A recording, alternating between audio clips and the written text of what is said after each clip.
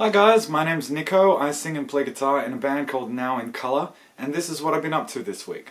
So while I've been a bit sick and my voice is sore, I've been working on the guitar parts in the song called Foregone Conclusion.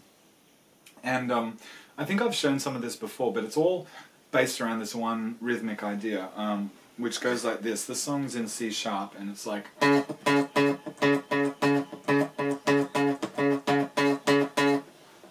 It's very simple, it's just 5 groups, and it goes 1, 1, 2, 1, 2, 3, 1, 2, 3, 4, 1, 2, 3, 4, 5. Like that.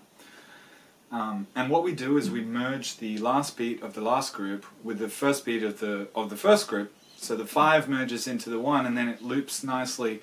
So if we're thinking like a normal 4/4 bar and that kind of thing, it goes like 1, 1, 2, 1, 2, 3, 1, 2, 3, 4, 1, 2, 3, 4, 5, 1, 2, 1, 2, 3, 1, 2, 3, 4, 1, 2, 3, 4, 5, and it can just loop like that. So for the outro we wanted to kind of do something a little bit different. So what we thought we would do is not loop the riff like that and not merge those last 2 beats. And so the guitar part actually gets a little bit out of sync with the 4/4 bar, and it keeps getting more and more out of sync each time. But the drums still are playing the 4/4 on the cymbals and the snare drum, but the kick's following the guitar. And basically what I mean is, instead of merging those last 2 beats, it goes like this instead. 1, 1, 2, 1, 2, 3, 1, 2, 3, 4, 1, 2, 3, 4, 5, 1, 1, 2, 1, 2, 3, 1, 2, 3, 4, 1, 2, 3, 4, 5, like that.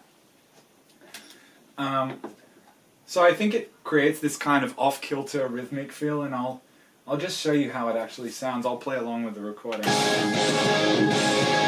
Starts in this outro.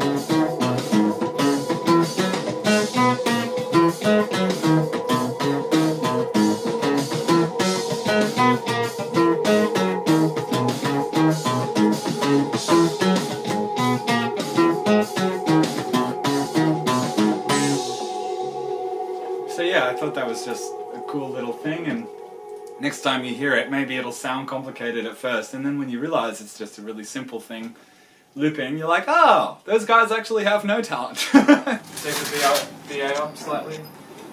Louder! Louder! Here we are at our first real studio rehearsal. Meet the band. I play the bass. This guy, I don't know what he does. I don't know what he does either. What do any of us do? It's a confusing process.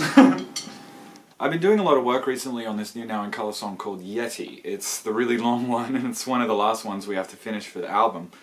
And if you've seen some of my previous updates, it's the one with the acoustic guitar part at the beginning that goes like...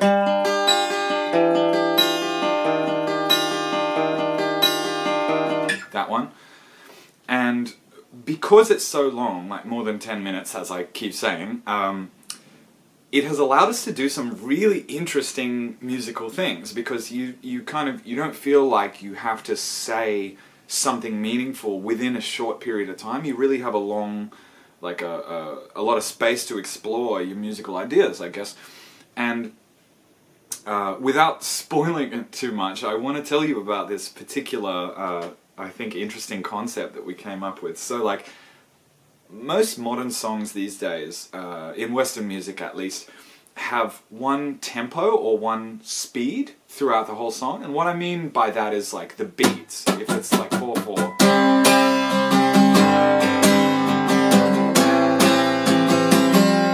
you know, it's like 1, 2, 3, 4, 1, 2, 3, 4, 1, like that kind of thing. And it's like that pulse just keeps going at the same speed throughout the whole song, right? there are some songs that come out these days, and especially like, you know, I listen to a lot of weird progressive rock. There are some songs that will actually have two sections with different speeds in the same song. So like they might have a transition, or they might just suddenly cut and the song gets a lot faster or a lot slower. That Peaches song by the Presidents of the USA is a great example. The breakdown in the bridge there. But basically, we had this idea in Yeti, right, that there was a bunch of small sections throughout, and some of them just didn't feel right at the same speed as each other, with the same, you know, tempo the whole way through the song. So what we were going to do was like, okay, we'll have a transition part here, and we'll go from slower into faster for this particular section. And then I started to realize that basically the song started off quite slow with that intro riff that I just played before. And then it basically ends up just like, the last section in the song is much faster.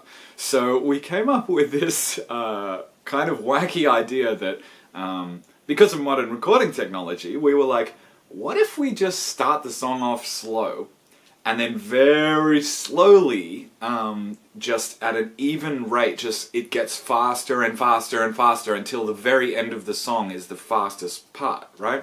And because the song's 10 minutes long, theoretically it should increase at a speed that's every beat is slightly faster than the one before, but it's so small and so gradual. It's like the boiling frog kind of situation. You don't actually notice that it's getting faster. So we decided to test it out, and it actually works really well. It's really surprising how unnoticeable it is, but it means that the initial section is the slow speed that I wanted it to be, and then as the song goes on, the energy kind of comes up and the new sections are much faster. So watch out for that one when you hear it on the record, because it's kind of like 1 or 2 minutes go past, and then you're like, wait a minute, this feels way faster than it just was. And if you go back to the beginning of the song, you can hear like, wow, it sped up. Like, when did it speed up? And it's because it's so gradual over the whole song. That being said though, even though it's cool, it has created a situation where it's actually very difficult to record something like this. And it's not because it's hard to play along to the click track, which slowly speeds up over the whole song. But it means that because the song gets, like, this 4 bars are slightly slower than the next 4 bars, it means that anything I record using a microphone, basically, my voice or acoustic guitar, or even plugging my guitar into the computer, if I ever want to change the structure, I have to record everything again, because I can't just move one part around from one part of the song to the next because it's the wrong speed. And I never really thought about this before, but it's, yeah, put me in a situation now where I have to get a full, absolutely complete lockdown draft of the whole song done first, and then re-record 10 minutes worth of every part, basically, in order to actually have it fit into the correct speed in the song.